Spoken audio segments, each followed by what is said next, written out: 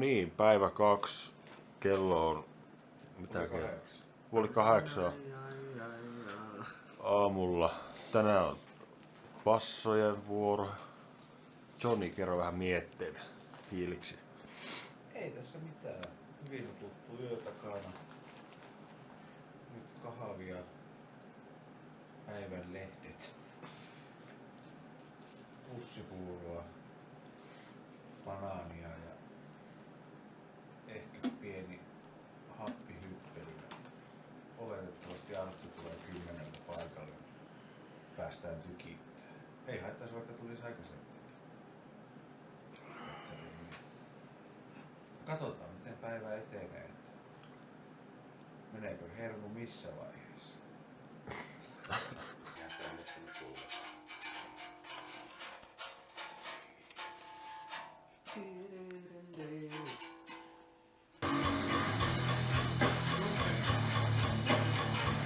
Laula.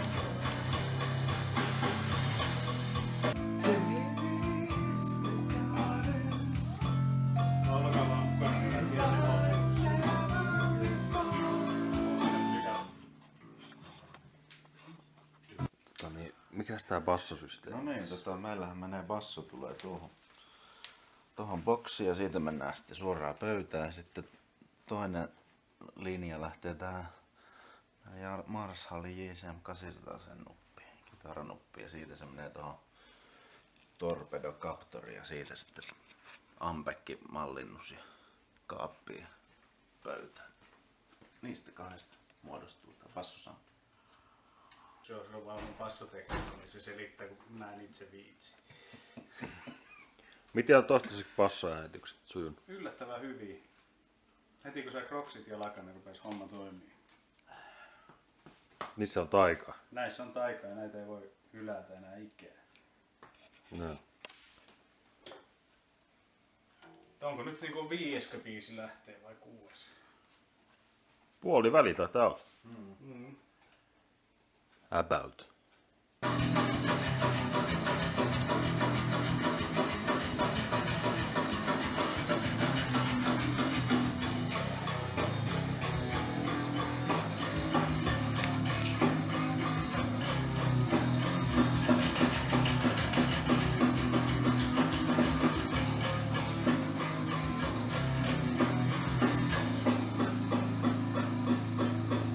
Sitä lähtee laulu.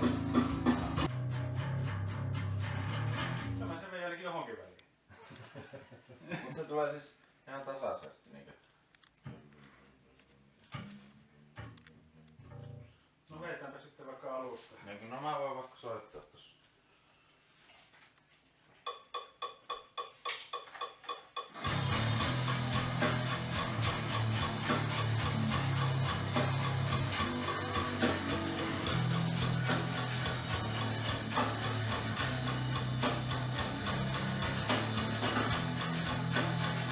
Alkuun mä äsken sitoo itse sinne laitan tekstiä. Passoja pilkästään. Vuoro jää eilen. Sonilla oli idea. Noin. Hei! No niin. Bassoäänitykset valmiina. Hän pääsee lepäämään. Kerro pikaisesti tiivistettynä bassoäänitykset, että miten meni.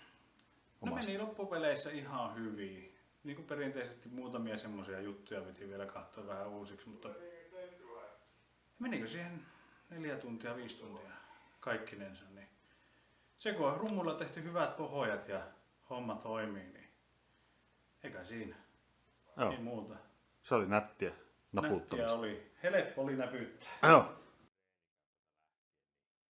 Eroaako ja kuinka se eroaa aikaisemmista? No siis, mun mielestä se tekoprosessi on ollut pitkä. Se on kestänyt todella kauan, mutta se on ollut sitten rento prosessi. Ja sillä tavalla niin kuin itsellä ainakin niin kuin soitannollisesti sinällään, vaikka biisit on jopa vaikeampia mitä aikaisemmat, niin ihan semmoinen niin kuin helppo ja rento prosessi. Ja suhteellisen kivuton itse niin kuin biisien osalta. skeptinen on ollut joidenkin biisien suhteen, mutta sinällään hyvä, että Jussi oman päänsä niiden suhteen sitten pitää. Koska nyt ne kuulostaa hyvältä. No mun mielestä nykyään tehdään enemmän biisejä. Sillä tavalla, että niin kasataan ne biisit biisinä ja mennään niin biisi edellä vielä enemmän. Eikä sen edellä, että miten kukin voi siihen soittaa, vaan mikä niin sopii siihen biisiin. Se on semmoinen niin kuin... Ja se on itselle avannut sillä tavalla aika paljon sitä, että mä voin enemmän soittaa niin kuin mä itse haluan. Ja niin kuin Arttukin tuossa totesi, että komppeliryhmä pelaa hyvin yhteen. Kyllä se kuuleekin. Mä ajattelin, että jos sieltä voisi saada niitä yläkieliltä jotain niin semmoista ekstra juttua niin biiseihin, niin sitten loppuviimeksi sitä kokeiltiin, niin se vähän hävisi koko HDAV niin jutusta. Huomaat, että ei sitä tarvitse. Että ne voi soittaa kahdella kielellä sen mitä tarvii ja sinne saa ihan tarpeeksi. Joo. Että niin. Se oli sellainen kokeiluvaihe ja se oli ihan hyvä tehdä, niin huomasi, että se oli umpikuja sen suhteen.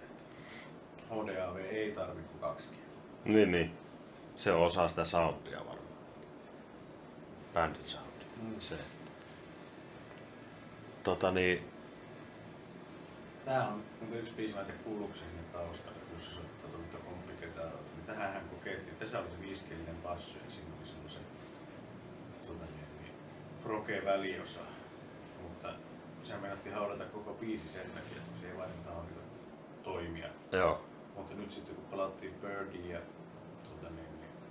koettiin tekee uudestaan, Matsku teki loistavan toisen säkkärin siihen. Niin, ehkä se kuvastaa sen koko niin hommat, ja nyt se on tulossa tuollainen niin levyllisen biisi sitten, joka meinattiin, että kuopata sen takia, kun lähdettiin liikaa kikkaan. Joo. Joo. Sanotaan, että mulle tää studiosessio loppuviimein oli tosi tärkeä. Tää niinku loksautteli niitä osia palasia kohdalle vielä, jotka mulla oli mielessä, että miten tää menee, mutta tää niinku on mun mielestä kasannut meidän niinku musiikin vielä enemmän yhteen ja jätket vielä enemmän. Mun mielestä meillä on nyt semmonen niinku oikein niinku molemme musiikki, meidän filosofisesti sanottuna. Se on niinku me, se on tuolla levyllä, että se on kokonaispanos, joka mulle itselle on hirveän tärkeä juttu, että tätä yleensäkään jaksaa ja viihtyy tehdä. Että on se, että se huomasi sen, että nyt ollaan asiaa ytimessä. Että tää oli ehkä tärkein studiokokemus, mitä on ollut KPVtä unohtanut. Ei mulla oikeastaan muuta, mutta mielenkiinnolla otan sitten, kun miksausversio saadaan kuunneltavaksi. Miltä se kuulostaa, että kuulostaako se niin hyvältä, kun se kuulostaa tällä hetkellä mun päässä. Joo. Ei muuta kuin hyvää päivää jatkoa. Lähdetään kuuntelemaan komppikin. Yes. Mä vähän niinku tässä itekseni vaan tuli höpöttele. Joo, toinen päivä.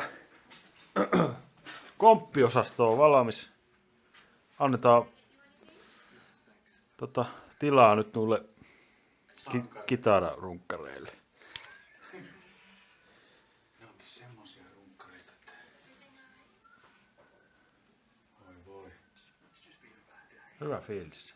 Oh. Eli kakkospäivänä jo aloitella kitaraa. Täyspitkästä kuitenkin kyse. Joo.